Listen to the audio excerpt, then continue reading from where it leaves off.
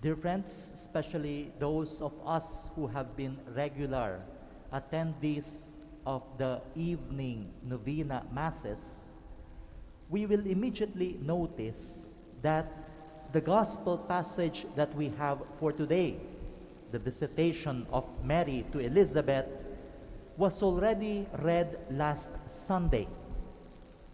At dagdag pa roon, kapag sa gabi tayo nagsisimba, the Mass sa Saturday ng gabi was already anticipated Sunday Mass. Hence, Saturday evening, Sunday whole day, and today, we read about the visitation of Mary to Elizabeth. Ang ginawa namin doon sa aming parokya, nung una, tinutukan namin ang pagkatao at pagkatangi ni Maria. She who sacrificed to visit Elizabeth. She who offered service for her cousin Elizabeth. Tapos nung susunod na araw, tumutok naman kami sa pagninilay kay Elizabeth. Matanda na, ngunit siya ay nabiyayaan ng sanggol. Siya ay nagagalak at ngayon panibagong galak dahil ang kanyang sinapupunan ay lumukso nung binisita siya ni Maria.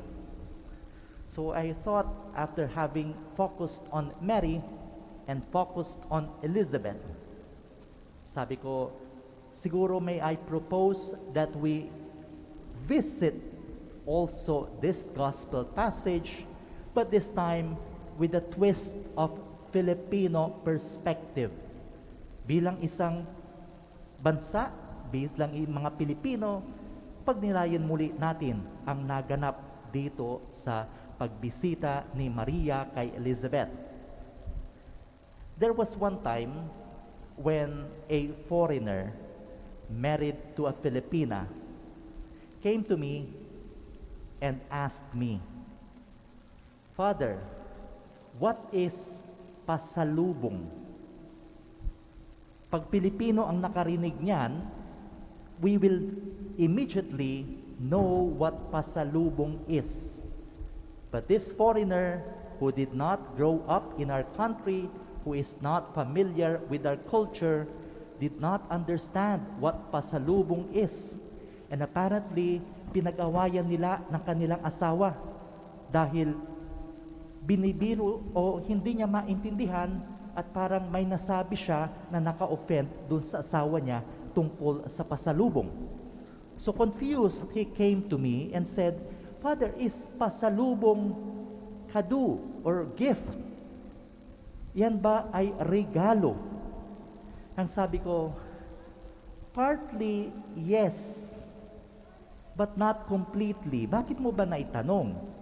Because my wife mentioned that her friend got a pasalubong. Mukhang nagpaparinig yung asawa sa kanya. Her friend got a pasalubong from her husband. And I asked, what is the occasion? At nagalit yung asawa niya. Sabi ko, well, precisely, maybe in the Western understanding, a gift implies an occasion. Birthday, anniversary, magbibigay ka ng regalo. With the concept of pasalubong, we are not focusing on an occasion. Rather, salubong is to meet. So, pasalubong happens when there is a meeting, when someone comes from a journey, when someone comes to visit, when someone comes back home. Pasalubong entails a meeting, a joining, a connection. That is what we celebrate in this gift. So hindi okasyon, kundi ang tagpuan, ang journey, ang ating pinapahalagahan pag sinabi nating pasalubong. Another difference, gift is not like the Santa Claus gift. Bakit? Anong pinagkaiba ng regalo ni Santa Claus sa pasalubong ng mga Filipino? Santa Claus demands that we have to be nice. If you are naughty, then wala kang regalo kay Santa Claus. If you have been nice or good, then you deserve a gift. You merit a gift. May ginawa ka para deserving sa isang regalo. Karapatan mo na yan kasi ginawa mo yung parte mo. Pasalubong is not quite something that we deserve. Hindi sasabihin ng tatay pag uwi niya may dala siyang pansit, o yung dalawang anak ko na naging mabait, sila lang ang kakain ng aking pasalubong. Yung isa kong anak, dahil naging pasaway ka, hindi ka kakain ng aking pasalubong. No. Rather than focusing on the merits of the recipients, the focus of the pasalubong is the generosity of the giver. Ang kanyang kabaitan, ang kanyang pag-aalala sa kanyang pamilya, ang kanyang kagalakan, ang kanyang pagbibigay. Does that mean that we can be selfish? That we can be bad in order to receive pasalubong? Not quite. Kasi mahihiya ka rin naman na kung yung tatay mo na nagpapagod, yung nanay mo na nahihirapan, ay magtatabi pa rin ng sahod para makapag-uwi ng pasalubong, abay gugustuhin din natin para lubos ang kagalakan na yung kanilang daratnan naging mabait, yung kanilang daratnan sa abot ng kanilang makakaya ay tatanggap ng kaaya-aya sa pasalubong na dala ng kanilang mga magulang. So pasalubong does not entail an occasion.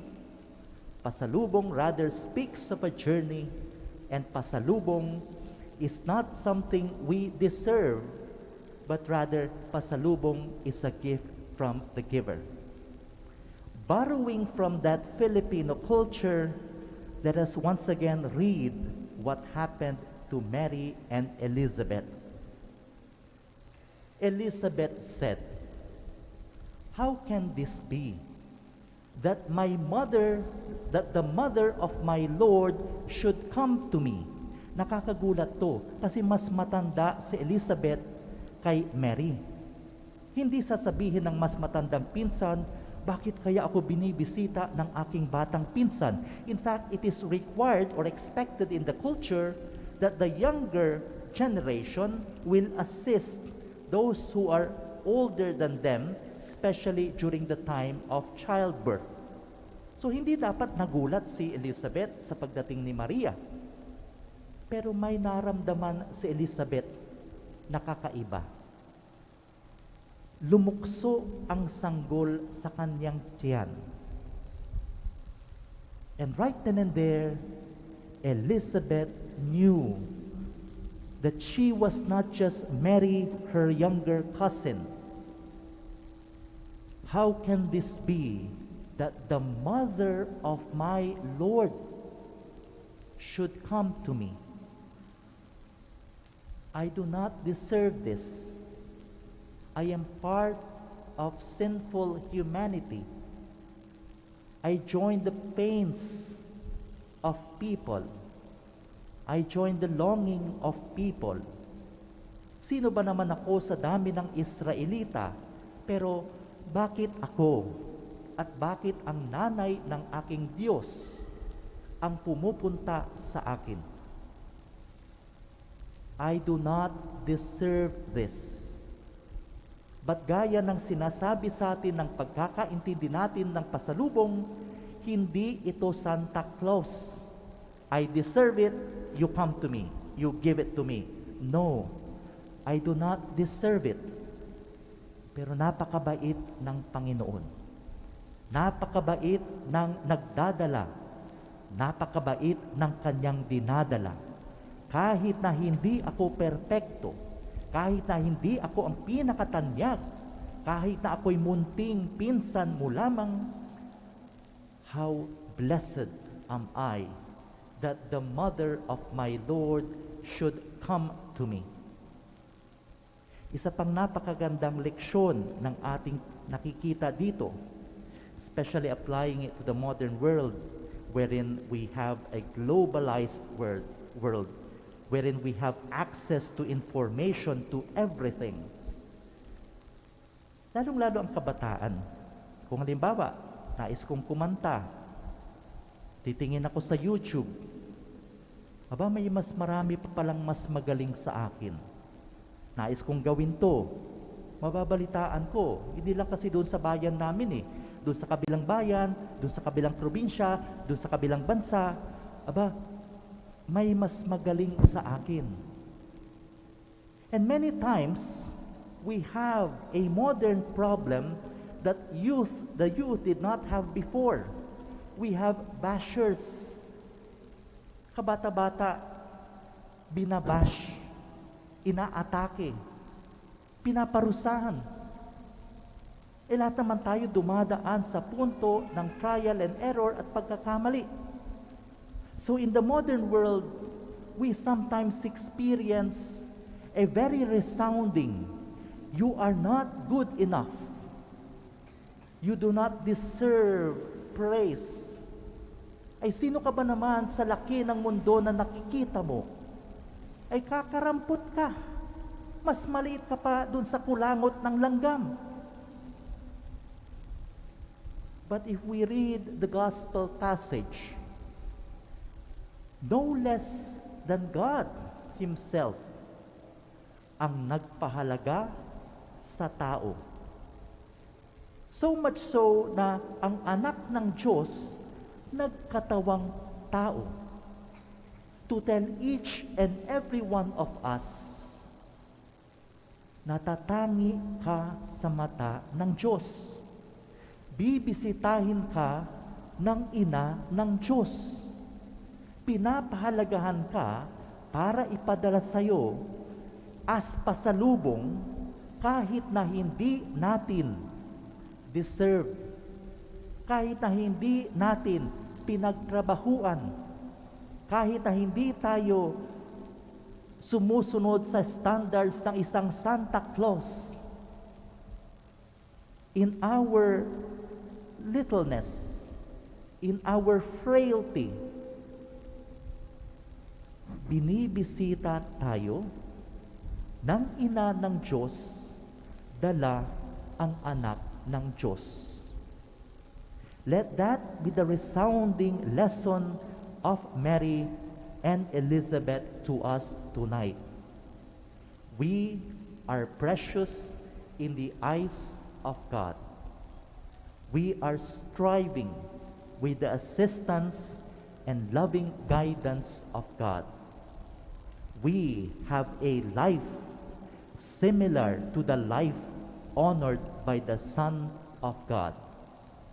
Kapag ganito ang pananaw at alam natin na Diyos ang gumagabay sa atin, Diyos ang pasalubong ni Maria sa atin, I think Filipinos best understand that mentality brings out the best in us.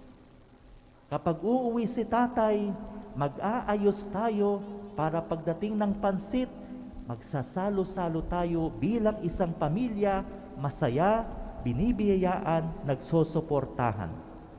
We do not live by bashers. We do not live by negativity. We live by the visit of the Mother of God to our homes. We live by the presence of the Son of God in our homes. We live only by the standards of God's mercy, love, forgiveness, and presence among us. Let us